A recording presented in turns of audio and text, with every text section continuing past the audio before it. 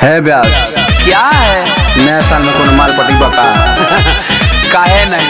अरे हई चले की क्या आपको? अरे यार तो रोहर में पकड़ा है ना चली। अच्छा अरे ब्यास हाउ चलेगी क्या? अरे यार तो एकदम में नहीं चलेगी, इसका नीचे से ऊपर कैरेक्टर ढीला है। अरे तो यार कैसा लेबा तू? सुना जवानुखी रोहर में धराइल ना होखे, यार लेके कहीं पकड़ाइल ना होखे।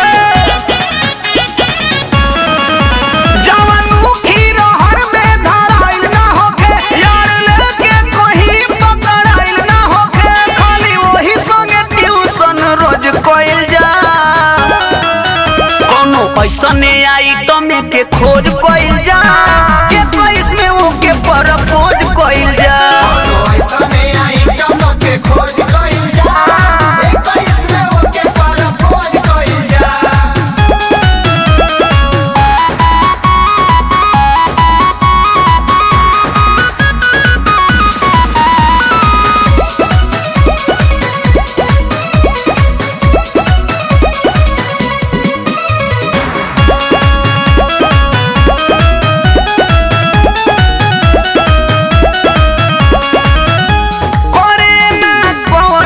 फैशन होखे मीरा के जैसन, दीवानी हमरे रहे रहे एटीट्यूड नई ठान।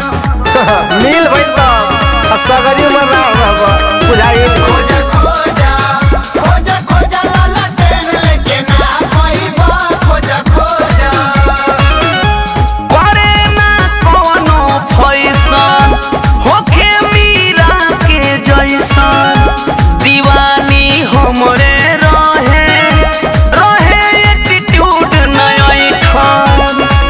शादी को के गाँव भर बहु भोज कइल जा, कोनो ऐसने आइटम के खोज कइल